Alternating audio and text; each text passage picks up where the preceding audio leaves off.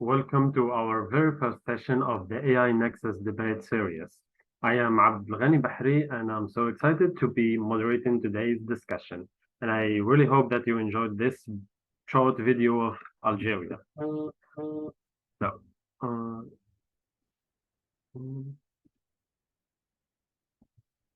as for today's discussion, we will start with a brief introduction about our project.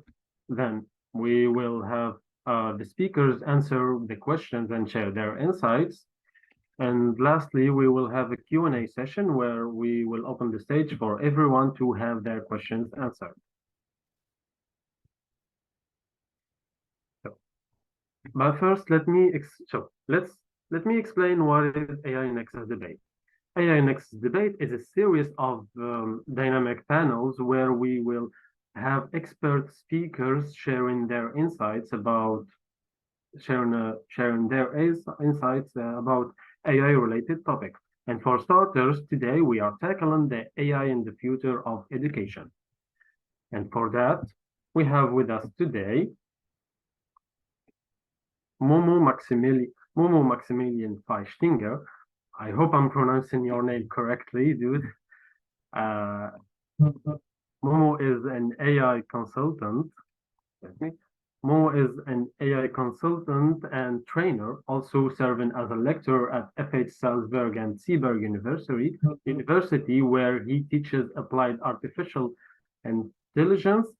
His work extends to collaborating with major financial institutions in Austria, also known as the AI in the Future of Education guy. He actively organizes local youth projects and engages with schools in severe internet initiative. And also we have with us Salah Al-Dhaferi, a seasoned software engineer with 8 years of industry expertise. Throughout his career, he has led multiple teams driving successful projects across various domains. A senior coding trainer at Recoded, he's passionately contributed to education using technology to empower communities and youth at the MENA region. Additionally, Salah serves as an AWS user group leader, fostering community engagement, organizing educational events, and promoting knowledge sharing on AWS technologies. He also received multiple awards from hackathons and competitions. So, as you can see from the next picture, Ryan, would you mind please? ChatGPT, or let's say AI, is behind it all from the very beginning. So we were intrigued by, after reading certain article entitled the Ethical Guidelines Report on the Use of Artificial Intelligence. It was shared by the European Commissions where some concerns were raised about the AI, such as AI is too difficult to understand, AI has no role in education, AI will undermine the role of teacher, just to mention a few. So now, to defend maybe or have our other opinions on this, the first statement is, with the advancement of AI, teachers will no longer be needed, especially in technical fields. So, Momo, would you mind answering or defending maybe? Yes, hello there. Hi, I'm Momo. Lovely to meet you all. And let's dive right into the question. Yes, I don't think that teachers, the way we understand teachers nowadays, might be needed. But I do think that educators or pedagogues will still be needed, yet the role will change, like in a lot of jobs. And it will be much more about building a relationship that helps you feel understood, but also helps you stay challenged beyond what you believe being capable for yourself. So I'm a huge fan of the Baumrind model of parenting, which basically says people need two things to develop the best. That is being seen and feeling warmth, but also being challenged and getting structure. So good pedagogues help you get both. And I feel like that will be more of the role. And the other big role is giving challenges or projects based on that, so that the youth can then go and understand, why am I doing a project, and be challenged right beyond what they think are capable of, and then use AI and use all these teachers to teach themselves to accomplish their challenges, their projects, and then they can teach the teacher and show them how they learned and what they created, and be proud of this. Thank you, Momo. Thank you very much. Salah, do you have any addition? Yes, yeah, hi, this is Salah, and thank you so much for having me here. I align a lot with what Momo presented, in that we need to step back, look into what education is and what it represents, and understand one key aspect of it, which is that we've been doing education the same way for the past 200 years. This came from the Industrial Revolution. It became more of a factory school where you have some inputs, students, and then they graduate. You have some grades in the middle. That's almost like what a factory does, exactly what it does to products at the end of the day. If you pass, good. If you don't pass, you need to redo this again. I think this is going to revolutionize education in the way that it changes the way we approach things. Rather than looking into it as you need to pass this exam, it's going to be more of you need to master these skills instead at your own pace, right? And so whatever your pace is, remember that at the end of the day, all of us were students at conventional schools, and when we go through these, the educational system as we know it at the moment, you start and you have to be exactly up to speed with the average level of the class. If you're better, you're going to be bored. If you need support, then it's going to be more like too difficult for you, and then you're going to be labeled as a low achiever. And I use that term without really wanting it, instead of having a better term instead. And so my opinion is quite different. This is going to empower teachers rather than become a hindrance for them. I'm an educator myself, and I can see the level of my output in comparison, like right now, with utilizing these tools in comparison to what used to be before, and things are drastically different. It gives me the opportunity, as Momo mentioned at some point, to increase the level of my interactions with my students and reduce the time I spend on things that are taking more of my time instead. And so this has been a really good thing for me rather than the opposite. And I think it's going to be revolutionizing the whole industry, I should say, and the whole field itself. So yeah, back to you, Abdullah. Thank you, Salah. Thank you both for your input. Now, for our next question, maybe our statement, students who make the best use of AI get the highest grades. Hence, grades no longer reflect their true knowledge. Salah, do you mind answering or defending maybe? Sure, of course. I think we're looking at this from one point, we're now looking at the other aspect of it. It should be different. We should look into this in a more different way, as in, if this is working for students, why not promote it for other students as well? So that's number one. And at the same time, when we look into this, it's like saying students who use Google to find information, we like find that information faster than students who use other tools. And at the end of the day, it's a tool. It's not something that is to be, we're not going to penalize students for utilizing these tools correctly, but instead we should promote using these tools ethically. That's number one. But also to tell the students how this is going to make things so much faster for them, how much easier for them. There was a study that was shared in I think 2019 or 2020 that looked into fifth graders specifically in mathematics by Taiwanese researchers, and it found that the whole class, their performance increased by 30%, while it reduced their anxiety by 20%. And I think this is what we need to look into, rather than grades as in the metric for whatever we're trying to look into. Like, your success is measured as, did you get an A+ or not, right? But instead, did you master those skills? And I think AI is going to be quite helpful in this. All right. Thank you, Salah. Thank you. Next, Momo, can you?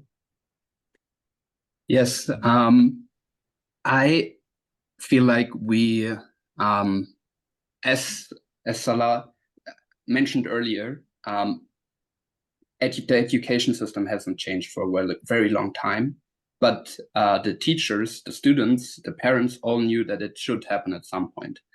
The thing is, we are now, I often said the education system was standing at a cliff, and now it took a huge step forward, and they have to build a parachute while falling. It's more than a parachute. I am a huge fan of first principle thinking, rethinking how we should create an education system from the ground up new. So a few of these statements have to be rethought completely, because I'm not even sure if right now, even without any AI, the grades truly reflect the true knowledge of the student. So that is one thing. And if someone is really good at using AI to get a certain result, and you judge that result, that will happen even after school. So it's true. And maybe the challenges and the way that education happens needs to change from the ground up. And maybe how we grade things shouldn't necessarily be just, hey, can you formulate sentences properly? But can you think through a problem deeply to actually solve it? And there are new kinds of challenges in the world that students need to be taught for. I'm questioning a little bit if the statement as its own should be taken that way. Okay. Actually, just a friendly reminder, please, if you have any questions, write them in the chat, and Salah and Momo will answer them later. So for our next question, right, AI will impact educational system, making teachers focus on grades rather than understandings. I think it's similar, but from another different point of view, maybe. From the teacher's point of view. Momo, please, can you defend it? Or?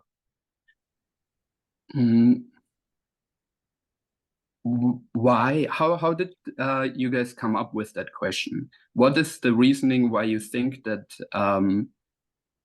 that AI will make teachers focus more on grades rather than understanding? Because I would argue rather the opposite. Why would one, if one knows that one can cheat through the current educational system, why would you focus on seeing if people have a certain grade? I think people will be much more inclined to actually have ideally conversations about how much people actually understand instead of how much they could cheat themselves through a system without understanding. So I would probably argue for the opposite. Okay, thank you. Salah? Yeah, I'm with Momo on this one as well. If we think about it and we compare it to the previous statement, these two are opposites of each other, right? And so towards the end of the day, grades, and I'm so happy that this is finally being, talked about a lot. Grades are not going to be the thing that teachers look into. Towards the end of the day, just like Momo mentioned, cheating, for example, plagiarizing, these things are happening quite a lot. They used to happen with Google. Now they're happening with a more of a personal touch to it as well. Like now you can just, just tell it exactly what you need and it's going to come up with. And that means that we need to rethink the way we present these problems that we're providing students with. Rather than telling them, hey, do not use these tools, we shouldn't even put them in a situation where they have to use these tools or they fail, right? And at the end of the day, we're not going to penalize them by using these tools and utilizing them. At the end, once they come out of the education system, they're going to go into the real world. They're going to work at these jobs, and they are going to use these, softwares, these AI models, and all of that. So it's not even logical to stop them from using it. But instead of just asking people not to focus on grades or telling them to focus on grades, instead we should rethink of the problems that we present them with. And instead of giving them more of an, one-time exam that you need to do, it's more of a project-based kind of situation, or more of, hey, here's a problem. Let's try to think through it. And you can use the AI to go back, think about the whole situation, ask it back and through to provide you with information that's going to take you ages to find. and then come up with your own solution at the end. And I think that's going to be quite transformative as well. Yeah. Thank you very much, Salah. Actually, these questions are based on a survey that we made, and we tried to transmit the audience concerns. For the next question, AI makes people lazy and kills creativity. Salah, do you have any input on this? Okay, so I'm not artistic on my own, to be honest. I wouldn't draw a circle to save my life. Put me on an island and tell me to draw a circle. I'm there. I'm gonna find Wilson over that island in that place. But I should think about this from my own experience with artistic people and how they, approach these tools. And quite frankly, a lot of them have been using it as a way of visual exploration rather than a way of coming out with the results instead. So instead of, they have ideas they want to see in the real life before they commit to them. So they use that in order to come up with inspirational, content and inspirational resources that they themselves can take and reuse on their own, and come up with their own results towards the end. Of course, it's not sunshine and rainbow. It's not like this is going to be it. Eventually people are going to take it, claim whatever come out with these models as their own. But at the end, it should be, I think this is also part of spreading awareness about these tools and how they are being used instead. And I don't think these two are fighting with each other. It comes with its own challenges, but at the same time, again, we need to remember that this is a tool. It's not an by all means, it's not something that's going to solve all situations or anything. I think you've all seen OpenAI's recent, project that they've made, Sora, and it's quite crazy what it came up with.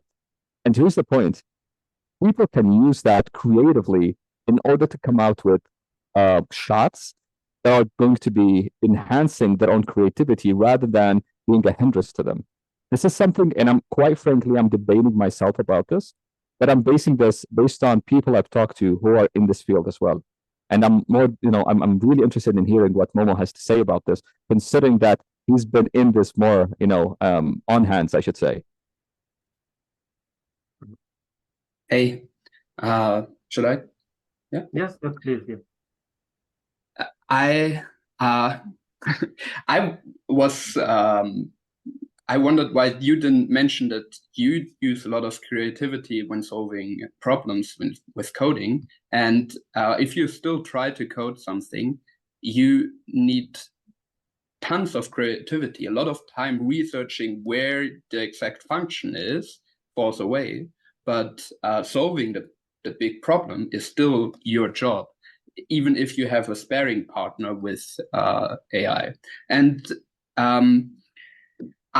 for myself, I know I have a lot of more possibilities to be creative. And even with Thora, that was mentioned, a lot of people now already are using like 5 different AI tools to create movie trailers with sound, with voiceovers, with exciting cuts, but there is someone that is making a remake of an entire movie now with all these really bad AI tools that we currently are having. But human creativity won't stop because we got more tools.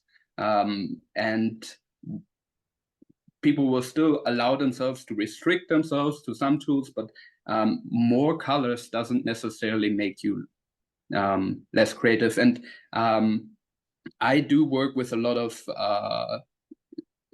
young, highly gifted children mainly, and they love using AI tools in combination to create much bigger creative projects than they could have imagined themselves before AI came along. And when you look at how kids are using AI, I think that is a good way of seeing where we might evolve into.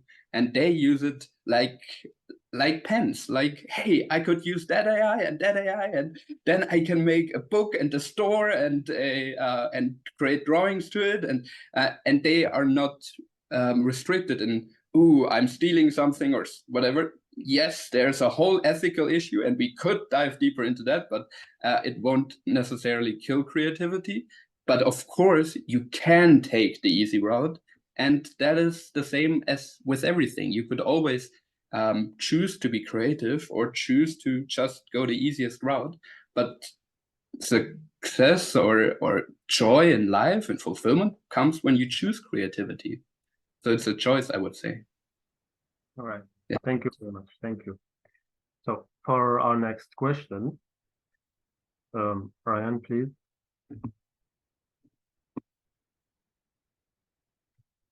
It might be impossible to prevent students from using AI to solve their problems. So as an educator or a teacher, is there a way to overcome or avoid its consequences? i.e., how can you assure AI is used ethically and responsibly? Momo? You're muted, Momo. Oh, sorry. I'm reading it one more time, sorry. True, I guess. It is of course impossible to stop students to use AI. So I think there is some Stoic philosophy in there of like accepting what is and then creating the best out of what is. At least as long as you can't change it. Because if you can't change what is, then accept it and make the most beautiful thing out of it. So yeah, the question becomes, how do we use it ethically and responsibly? And there was already a question in the group chat about, hey, does this encourage maybe copyright or IP violation? Does this encourage stealing maybe from other artists, or is it stealing? And I feel like I would need more time to completely answer it, but I will say that you can take your time. It's okay. You can take your time. We can maybe. I do think that there is a way to use it ethically and responsibly. That is the one thing that I will say, because I have seen people create really truly new things, and as long as you use it as a tool and not as a tool to copy, but as a tool to create beyond it, then I feel like it is used ethically. And responsibly falls into another category of data, of looking after your own data and so on. But I am really curious also about Salah's answer, and I could debate this question a while longer probably. Okay, Salah. Yeah, quite frankly, we need to look into this, looking at it from two different point of views. First of all, a key word here in this statement, first of all, is problems, right? And so again, this is something that I've mentioned multiple times in the beginning. We need to rethink of the problems that we give these students. Okay, so that's number one. If we're pushing them into problems that are not exciting them, for them to go and do things by themselves and utilize these tools, there's nothing wrong with that, then it's not a problem with the tools, it's not a problem with the students, it's a problem with us as educators. We're the ones who need to rethink the way we're presenting them with problems. So that's, I think, number one. Number two, again, we shouldn't penalize them for using whatever tools are in front of them, but we should also spread awareness and teach them that, hey, if you're going to use tools, we don't have any problem with it, as long as you don't claim ownership of this tool. I think this is the edge of this whole conversation.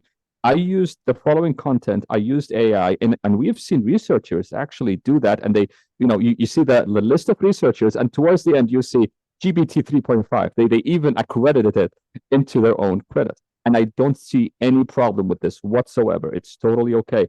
I use whatever tools necessary. At the end, if we take the word AI and replace it with internet, we're presented with the same issue, with the same problem. People are using content they find online. It's not with the tool. It's with the having the ethical understanding that we're not going to penalize you for using this tool, so you don't have to hide yourself by presenting this information that as your own. But at the same time, we want you to have the understanding that, hey, I want to be able to utilize this the outputs of whatever comes my way, but I'm going to just take it and again utilize it. I'm reusing this word quite a lot because it's at the end of the day, we're taking whatever outcome that comes out, we're taking it again, regenerating our own content, and then putting it out there. From experience, I know a lot of people who use this, they take the content, but they're not okay with taking it as is and pasting it, but instead they use it as a source of information where they just build the outcome or the result based on. And so yeah, it's a matter of awareness, a matter of discourse, discussion. It's something that we need to bring as educators as well. Thank you, Salah. Momo, do you have any additions to that? Yeah, about the problems, I think that this will be a key challenge for educators to come up with the right problems to ask students.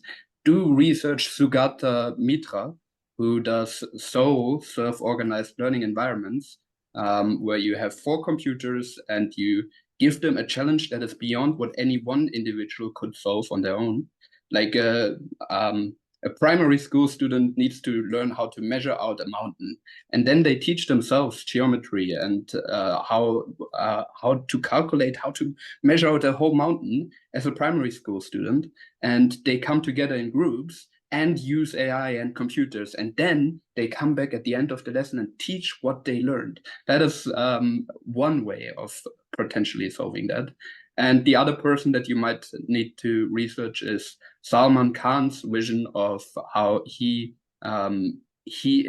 imagines to increase the amount of student-teacher interaction and one-on-ones by outsourcing the simple knowledge transmission, and have sort of flipped the classroom. Yes, so those were 2 additions to Salah's. Thank you very much, Momo. So, nextly we have, if you were to put regulations or guidelines, what would they be? Salah, you elaborate, please? Okay, this topic on its own deserves a complete talk about it. But I think, quite frankly, number one, and I'm speaking about this not only about education, to be honest, I'm speaking about the broader aspect of AI. It needs to be open, like really open, right? We need to know exactly the weights, for example, whatever's going on there. And this is something that is like deeply being debated as we speak. There are some developments. I'm not going to go into details, but there are some developments that are happening over the past, 48 hours about this topic. But at the end of the day, we need also regulators to understand that this is not a competition. It's not either or. We need, ways to, promote this in a more of a controlled environment rather than anything else. To name a few, the U.S. Department of Education, the UNESCO have released guidelines for educational systems to schools on how to utilize this, in a way for educators to be able to use it. And eventually, again, we go back to the idea of spreading awareness about the topic. It's not to penalize students for using it. It's not to penalize researchers for using it, but instead to make them understand that this is a tool at the end of the day. And ethically speaking, it's something that only when we have the full understanding of what's going on exactly with these tools, because at the end, we're in the transition phase.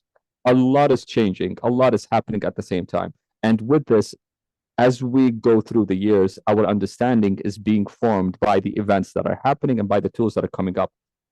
And so this is going to be something that keeps constantly changing. And so, open AI, not the company, but open the concepts and understanding of how things go, open the models themselves, open them to everyone. It's quite ironic to put these 2 in the same sentence, to be honest, but you get the idea.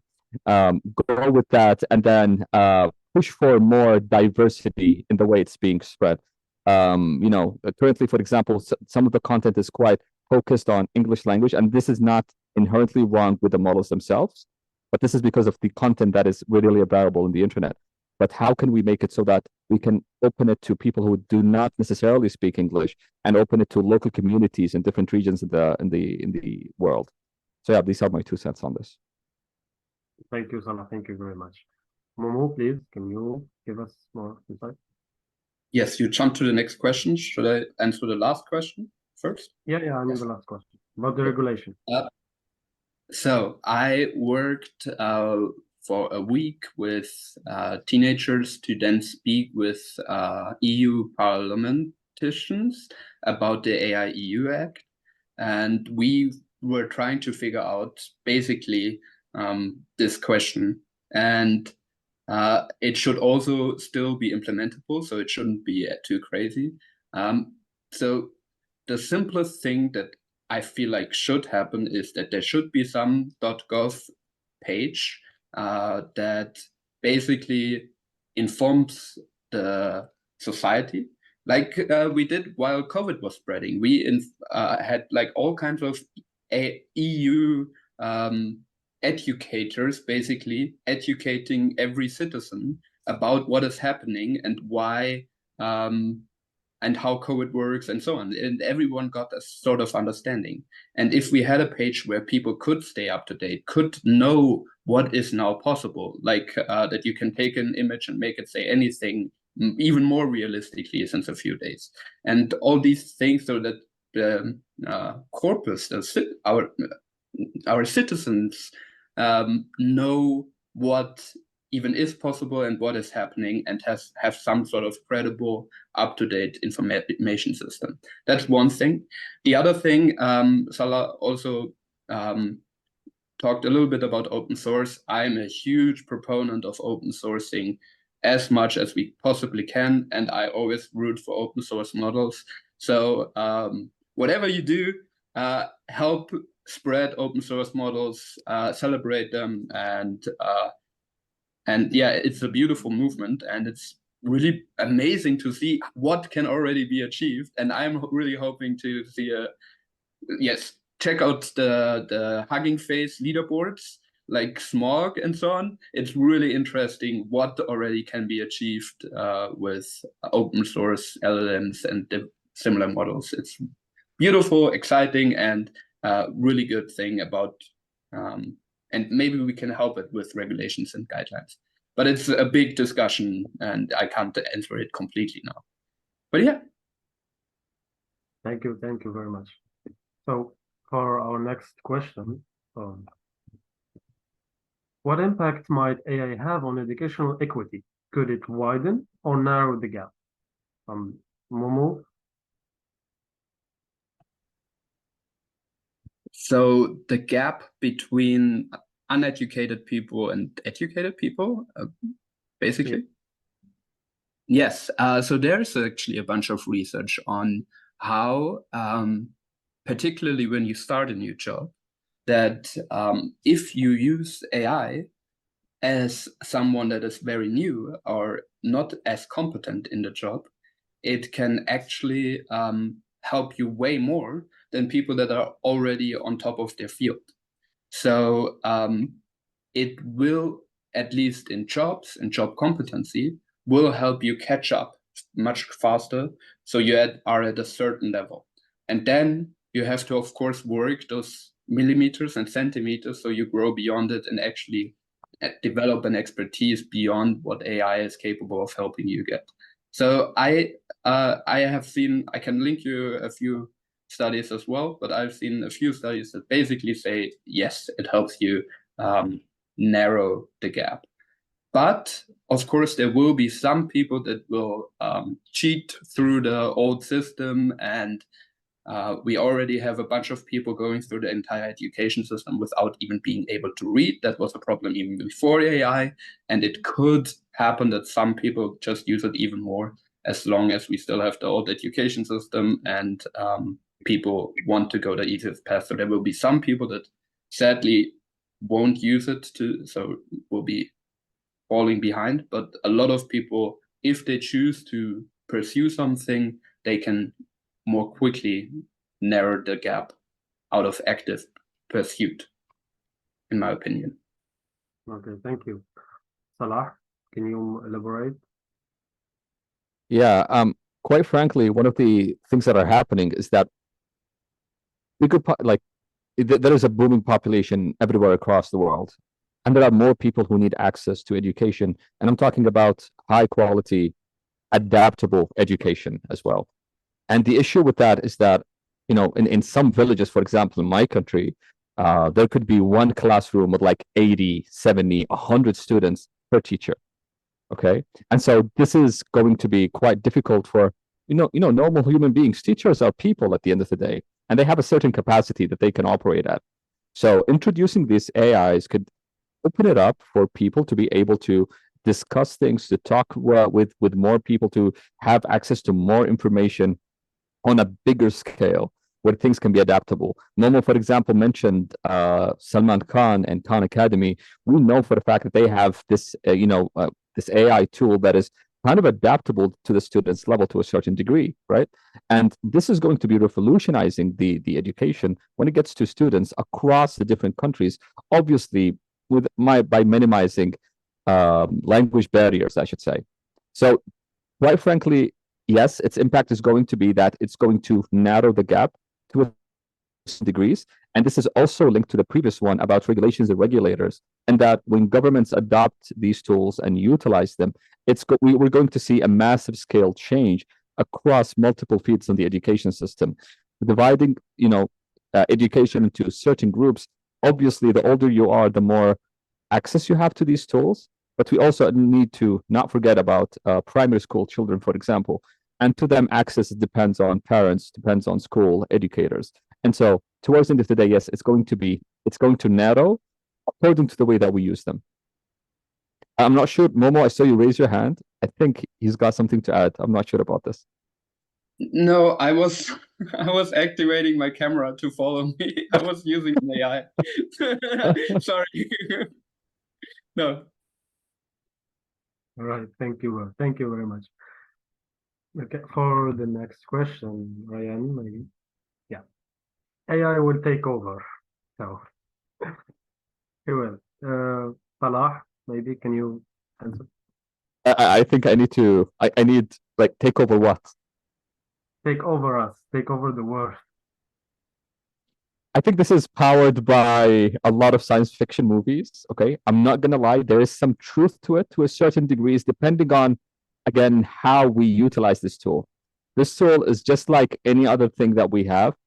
And this is why regulations are quite important. This is why, when asked about what I want to see, it's open development, completely open development, aside from safety concerns.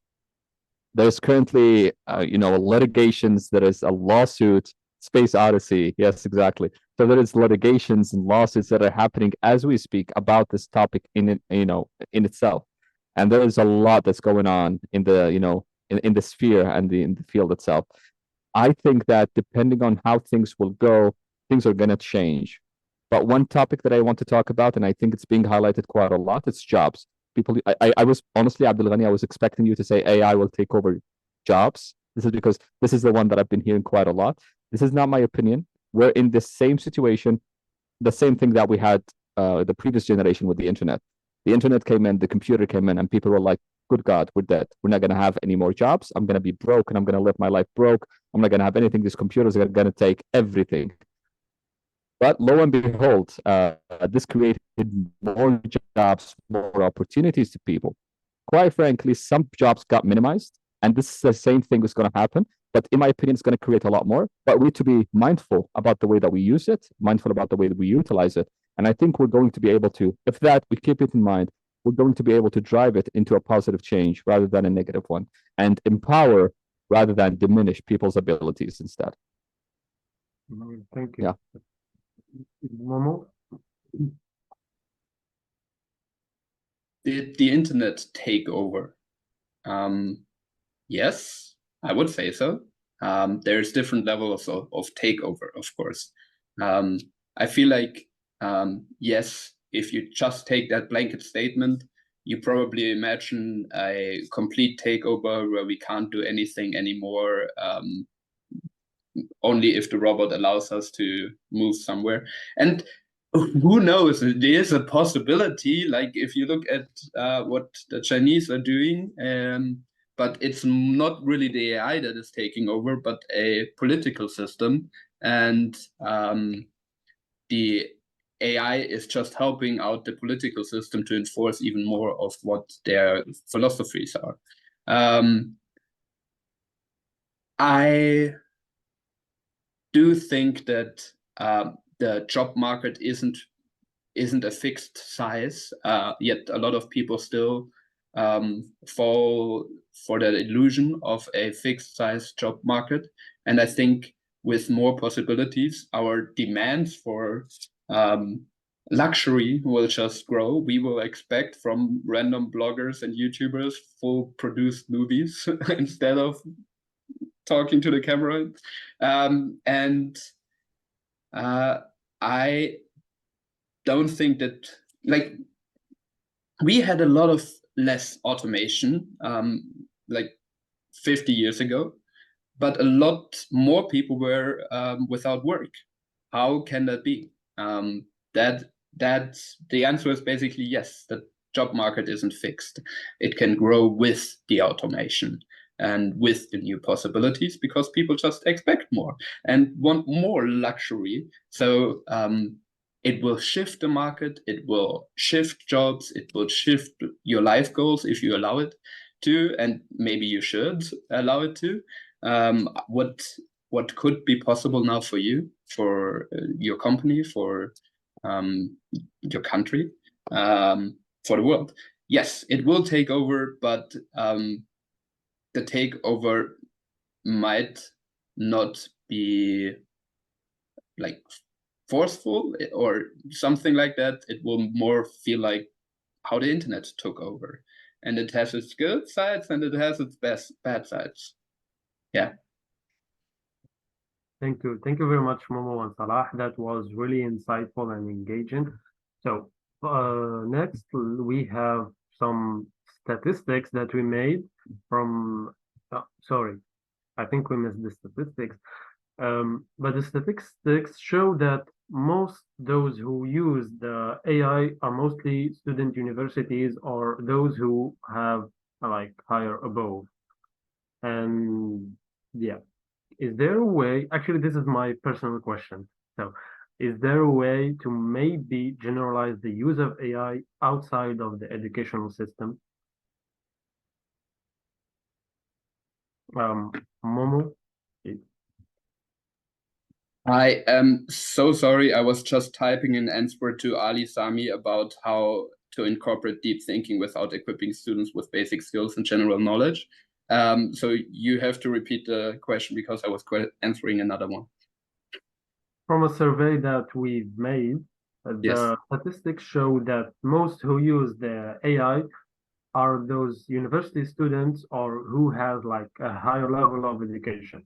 So is there a way to generalize the use of AI outside the educational system or outside maybe for those who don't have a higher level of education? Yes, as I said, I think that there should be a governmental organization about educating the entire public about what is now possible and how easy it is for everyone to access. And there should be tools that are developed for the citizens locally, semi-locally in the country, to help them so that everyone has the same opportunities. I think equalizing opportunities and educating the entire public is extremely valuable, and it can be done, as we have seen with COVID. Like COVID was not necessarily well managed everywhere, but we did prove that you can somewhat educate an entire public, or at least the government can come together to provide it. And towards the end, I had the feeling at least that a lot more people were knowledgeable how the COVID virus spreads and all these kinds of things. And the same thing could be with, hey, this is possible and it's so easy. And maybe there should be, hey, this is all our Austrian, our Hungarian, our whatever tool for X, and you can use it, and it's super simple. Maybe that could be part of it. But of course, it's always a challenge to get everyone excited about things that are new, that are not open to it from the ground up. Okay, thank you. Salah, do you have any input or additions to what Momo said? Yeah, eventually, when talking about these things, we should, keep in mind that, governments are the driving force behind them, right? Last week, I was talking to these researchers from Osaka University in Japan about specifically this point, about making it provided to other people from other fields and from other generations. And while talking to them, it came to me that this is something that the Japanese government has. It's an obligation towards each and every student to be, to receive the same level of education. All of them are, equal in that regard. And this kind of obligation, matched with the right tools, is going to drive things forward. Momo, for example, used COVID as an example here, and I don't think there is a better example than that in the short span of time that we have seen. Right? They pushed for a lot of awareness and a lot of education about the topic in the same field, and because it's being driven by the government, you can actually have major scale changes in the positive direction. If we take the same amount of effort and the same amount of planning and thinking and put it with AI instead in education as well, we could see monumental changes in the right direction, in my opinion. But this is the point. It needs intention behind it, and it needs some careful planning and forward thinking for it to happen in the positive way. All right, thank you very much. Now, let's open the stage for anyone who has a question, maybe, or any additions to add. Please feel free to unmute yourselves and ask any questions, or just write them in the chat so we can answer them.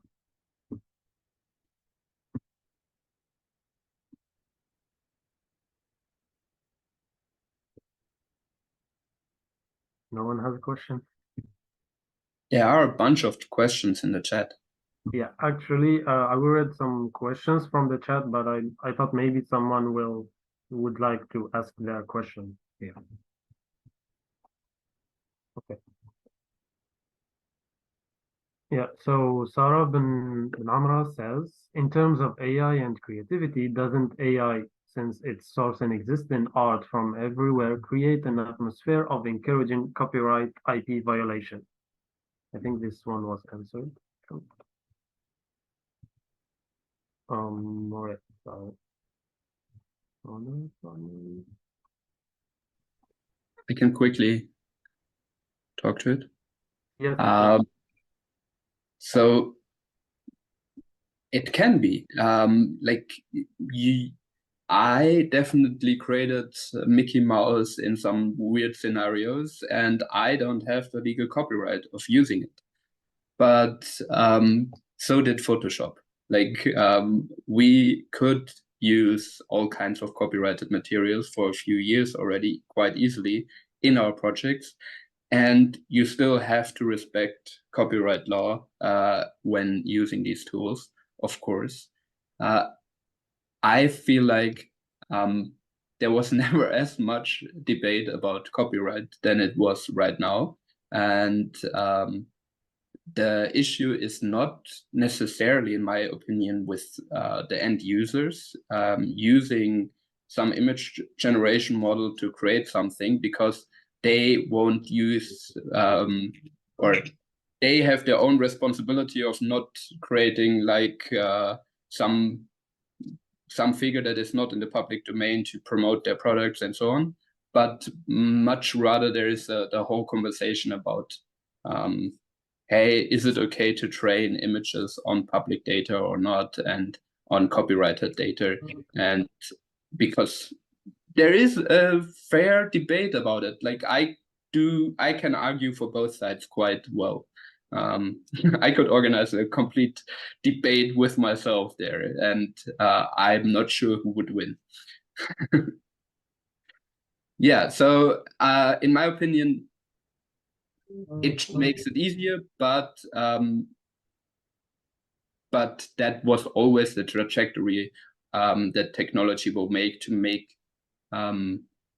make things easier to create. And since we are in that progress, it always got a little bit easier to steal, but also to create new things and to generate and create and combine things together to create even greater art potentially. All right, thank you. Salah, do you have addition? Or Honestly, I think Momo covered that up pretty well, to be honest. thank you. So we have Miriam Khalif. She says, regarding the earlier question regarding how teachers can utilize AI to support students' learning, I've observed certain practices where teachers provide students with the entire exam beforehand, allowing them to utilize AI tools to customize their responses. Subsequently, the same exam is administered in class, prompting students to memorizing and reproduce the tailored answer. So I think this is a statement, maybe not a question. Yeah. So then, Momo, it begs the question how to incorporate deep thinking without equipping students with basic skills and general knowledge. Momo answered already this in the chat, but can you share it with us again, Momo? Of course, I do think that we need basic knowledge ideally from a lot of fields, and we need a bunch of skills. I just think that it should be a byproduct of solving bigger problems and creating projects, and projects that you actually care about, because we don't memorize stuff. Our brain doesn't memorize stuff for longer than we understand the purpose of why we memorize it. That's why we got binge learning, where we learn for a test and then forget everything. I love that Salah mentioned mastery learning. Basically, he mentioned the word master, but mastery learning is about, hey, you did work on something until you mastered it, until you got the project done, or until you have some mastery in that field, and then you move on, because then you don't build on a shaky foundation. And I feel like that AI can help us to that if we use AI properly, then we won't use it as like a way to cheat a broken system, but for creating projects that we care about. And in the process of doing so, we learn a bunch of skills and learn a bunch of knowledge.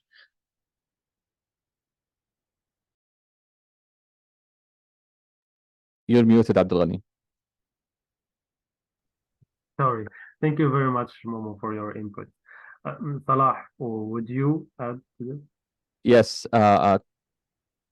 If we're going to talk about these things, I like the idea that we're talking about, again, problems and how to address them. And also, whenever we talk about problems, cheating comes in the way as well. And people are like, oh, students are going to cheat, they're going to do that. But let's think about it. What would incentivize a person to go and cheat, right? Why would I want to cheat? It's because of one thing. There is a limitation that I'm trying to circumvent. There's something that I'm too afraid to approach. Therefore, I'm going to use whatever tools at my disposal and just cheat the system. Therefore, this is a problem where the system itself needs to be rethought. The way we present these problems needs to be rethought. I really like the idea, for example, of project-based learning. At the end of the day, this is specific. Like, why do students need to be educated? In order to become successful problem solvers in their own lives and in their own communities. And how many times a lot of you have been through a math class and the question was, you have 5 apples. How many dollars do you owe Mrs. Jackson? Like, what kind of question is this? Of course, I'm going to cheat if I don't know how to solve this kind of question. I don't see a reason behind, what to do with this. If I'm bored, or if this question is too difficult. So towards the end of the day, having it in a way that is articulated in a way that is quite useful for the student is going to be quite a good thing. So cheating has become problem solving. So to a certain degree, it can be something like that. Back to you, Abdulghani. Thank you, Salah. Thank you. So we have Sarah bin Hamra says, in terms of AI and creativity, doesn't AI sense it? Sorry again, I think we answered this. This is another question from Sarah again. You both touched the use of AI in jobs, especially to learn at the beginning of a new job. There is a huge debate about use of AI and breach of confidentiality at the moment. Is there a way AI can still be used as a learning tool in different jobs without breaching confidentiality? Are we even there yet? Salah?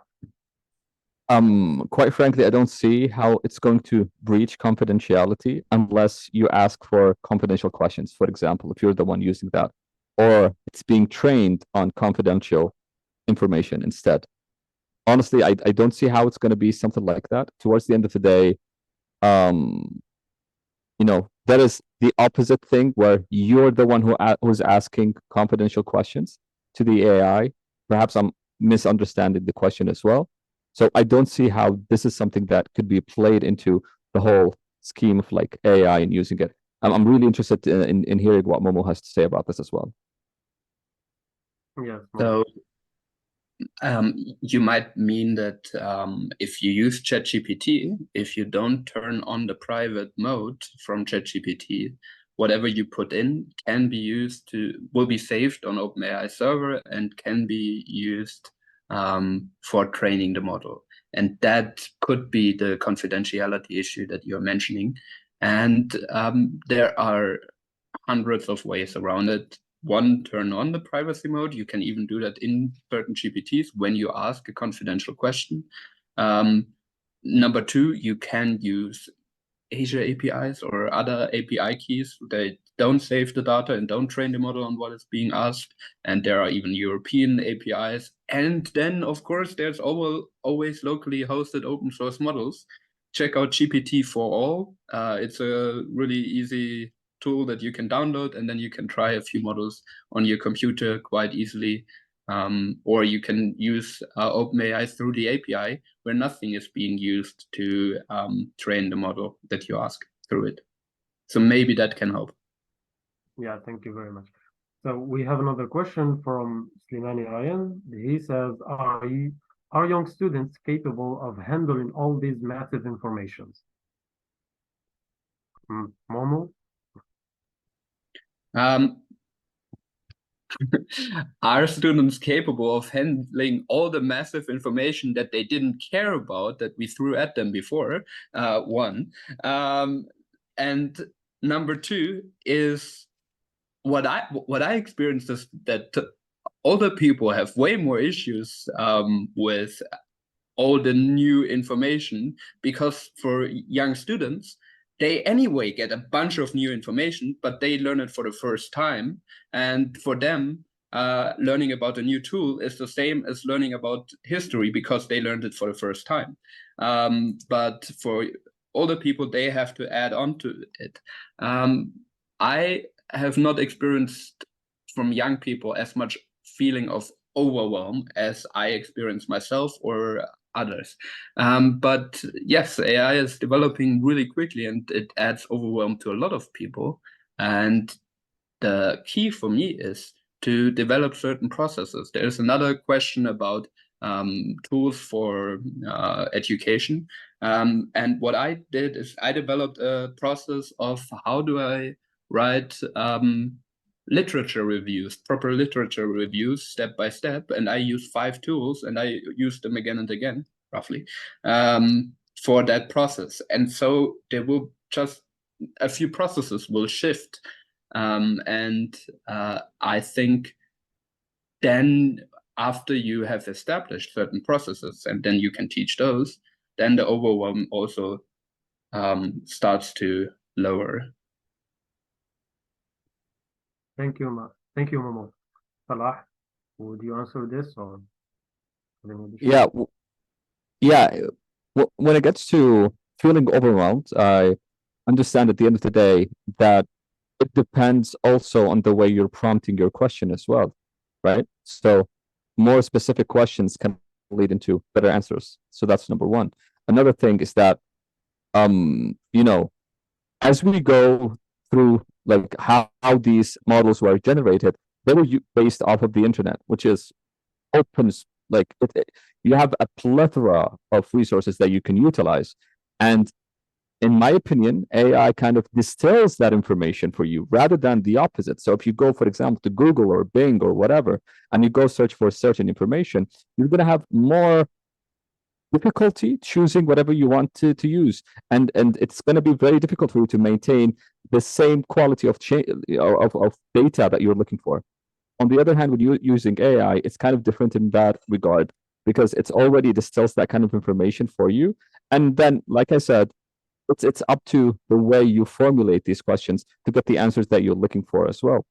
Finally, Momo mentioned tools, for example.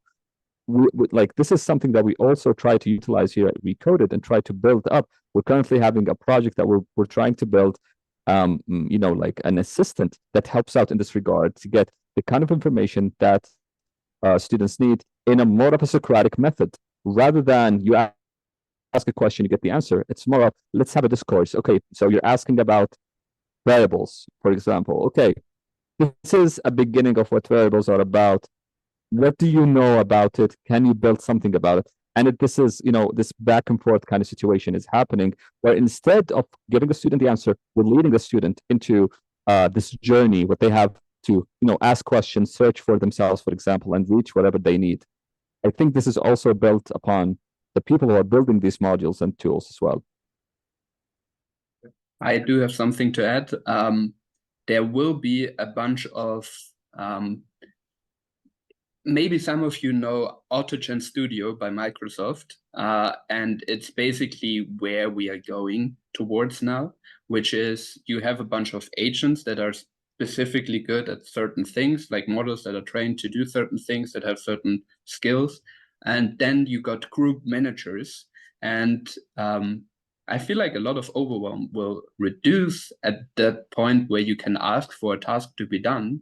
And then a group manager basically selects tools and AI agents for you and work with them to get you the result. And that is what I also think AGI will look like. More of like the beginning will look like sort of a computer game where you ask something and then you ask the CEO, and the CEO goes to work with a bunch of people, LLMs, agents, and then come back to you with a certain result.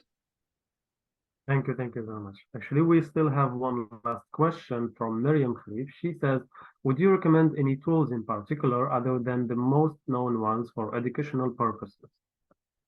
Salah, do you have any particular tools? It's was one thing that Momo mentioned. Quite frankly, local LLMs, right? We're so used to seeing GPT 3.5, GPT 4, whatever you have access to. But instead, when you try to use other models as well, other models that do certain things, there's SDXL, for example, to generate pictures. It's open source, and the results are quite beautiful. And you can run it on your local machine. It takes time depending on the resources, obviously, but it's quite good to see how things are built, how, eventually we are consumers. So we are consumers of this technology. So when we try to take it, use it on our own computers, it gives us quite a different result. And so Hugging Face is something that I really recommend to go to see what people are building over there, how to use it. It's a beautiful place, and the community is quite supportive as well. There is Khan Academy. They have a very good tool, especially for children. I really recommend that as well. So if you have children who would like to, lead them into this rabbit hole, I should say, of like beautiful ideas and bots and everything, I think it's a good place to go to as well. Thank you, Salah. Thank you very much. Momo? Yeah, Khan Academy isn't as easily accessible here. The bot. I used Khan Academy a bunch. But yes, there are a few tools that I would recommend. Like the most famous one is probably Perplexity. If you don't know it, please do check it out. But what I use, for instance, is first, when I'm creating something, I let myself give it, like I use ChatGPT or some LLM to create a structure, and then I let myself give myself questions, a bunch of questions to solve for.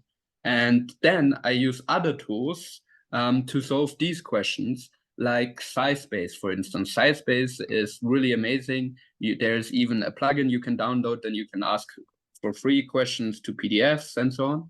But SciSpace, you get a bunch of it's the URL is typeset.io. I will put it into the and then there is also Elicit, which is great. Perplexity I mentioned. Those are all pages that basically give you a scientific or non-scientific, in the case of Perplexity, sources. Then I also recommend using Whisper more than it's currently used. Whisper is an open source model by OpenAI. Yes, open source by OpenAI. You won't believe it. It is a really cool transcription service that I even have installed on my phone. You can install bus captions on your computer for free and open source on your phone. The app is called Whisperboard. It's also free, and there you can install Whisper large version 3, and then you can offline on your phone transcribe conversations with everything, and then you can add your own thoughts into your creative expression, and then you can use LLMs to put them in different forms and so on. I think Whisper is way underused as well. Yeah, those are the first few that come to mind. Thank you very much. That was really helpful. Everyone, I hope that you enjoyed this session. I hope that it was insightful and you took at least something from it. I would special thank to Salah and Momo for their insights and their ideas. We really appreciate that. And yeah, this is actually you will have a link in the chat. It's about the feedback. So we will appreciate your feedback about the session, and it will help us to improve and provide you with better content in the next session, inshallah. And I would like you to all turn on your cameras together to share.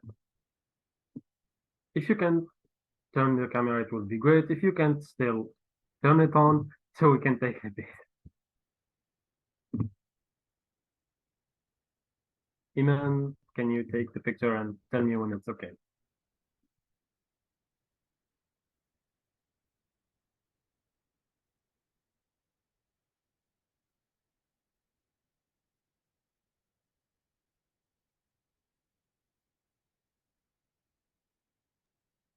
Are you taking a picture? Amina? Yes. Now, Okay. yes. Sorry. We were waiting I was for this mute. confirmation. We didn't know. We were on the same pose for quite a while. Sorry Thank you. for that. No Well, worries, no worries. It was really informative. Really, like, thanks Salah, thanks Momo for accepting to be here with us today. And hopefully we'll see you other session, maybe workshops or something. Thank you for having me. And it was a Thanks. pleasure to talk with you guys about this. Momo, it was a pleasure to meet you as well.